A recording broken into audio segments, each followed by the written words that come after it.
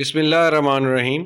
رزق مخلوق کے خالق کا دعویٰ ہے کہ وہ زمین پر چلنے والے ہر جاندار کے رزق کا کفیل ہے۔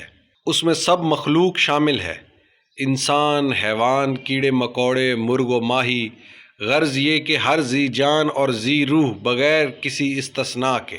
رزق صرف یہی نہیں کہ جیب میں مال ہو، بلکہ ہماری ہر صفت رزق ہے اور ہماری ہر استعداد رزق ہے۔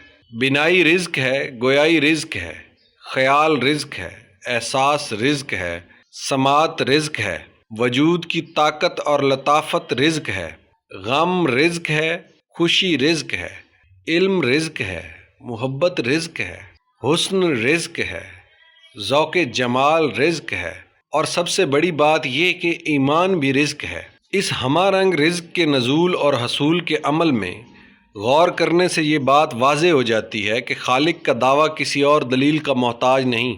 وہ ایسا رازق ہے کہ بچے کے پیدا ہونے سے پہلے اس کے رزق کا انتظام کر چکا ہوتا ہے۔ آسمانوں سے مصفہ اور مطہر پانی کی بارش کرنے والا خالق رزق کی ترسیل کے وسیع سلسلے رکھتا ہے۔ انسان سمجھ نہیں سکتا، آج کا انسان جھگڑالو ہو گیا ہے۔ وہ تسلیم سے حاصل ہونے والی تعلیم سے محروم ہو چکا ہے۔ یہی وجہ ہے کہ وہ رزق کے وسیع و عظیم پھیلاؤ کو دیکھتا تو ہے، سمجھتا نہیں۔ بارش کے ساتھ رزق کا اتنا گہرا تعلق ہے کہ بارش کو ہی رزق کہہ دیا جاتا ہے۔ بارش کے ہونے سے ہی رزق کے چشمے بلکہ سرچشمے جاری ہو جاتے ہیں۔ پہاڑوں اور جنگلوں میں اگنے والے ایک معمولی درخت کو دیکھیں، رزق سے بھرپور ہے۔ اس کی شاخیں پرندوں کا رین بسیرا ہیں، اس کا سایہ جانداروں کی پناہ گاہ ہے۔ لکڑی طویل سلسلہ ہے رزق کا، جلانے والی ہو تب بھی لکڑی رزق ہے۔ عمارتی لکڑی تو سبحان اللہ، رزق ہی رزق ہے۔ فرنشنگ ہاؤس، شو روم، فرنیچر، گاڑیاں رزق کمانے والوں اور رزق کھانے والوں کے لیے نعمت ہے۔ درخت کی لکڑی نہ ختم ہونے والا خزانہ ہے۔ درخت بارش کی عطا ہے، بارش خالق کا عمل ہے۔ دعویٰ یہ ہے کہ رزق آسمان سے نازل ہوتا ہے، دلیل یہ کہ بارش میں صفت رزاقی ہے۔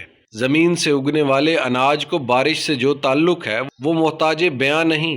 جاندار زمین سے اگنے والی اجناس پر پلتے ہیں۔ مویشیوں ہی کو لیجئے، تازہ دودھ کی نہریں ہیں، تازہ گوشت کا نہ ختم ہونے والا سٹور، صحت مند گوشت جس پر انسانی صحت کا دار و مدار ہے۔ مویشیوں کی کھالیں کیا کیا رزق مہیا کرتی ہیں، کسی تیزی سے معلوم کریں۔ مویشیوں سے لباس، جوتے، بار برداری اور نہ جانے کیا کیا کچھ حاصل ہوتا ہے۔ ان کی رضاکانہ افادیت پر مکمل تبصرہ خارج از امکان ہے۔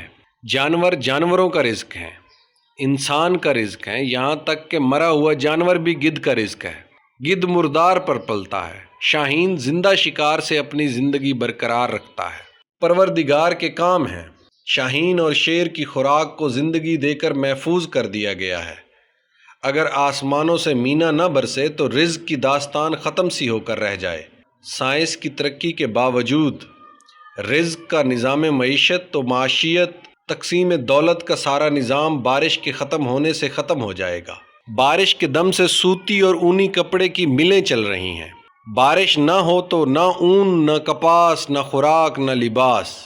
بارش کی کمی سے بجلی کا نظام بحران کا شکار ہوتے دیکھا گیا ہے۔ رزق کی تقسیم و ترسیل کا نظام آسمانوں سے برسنے والے پانی پر ہے۔ پانی کی کمی سے قحط سالی اپنے ظالم جبڑوں میں انسان کو دبوچ لیتی ہے۔ یاد رکھنے والی بات یہ ہے کہ بارش منشائے الہی ہے اور یہ عطائے رحمانی بغیر کسی معاوضے کے ہے۔ انسانی آنکھ کو قدرت نے بینائی کا رزق عطا کیا اور اس بینا آنکھ کے لیے نظاروں کے خزانے موجود ہیں۔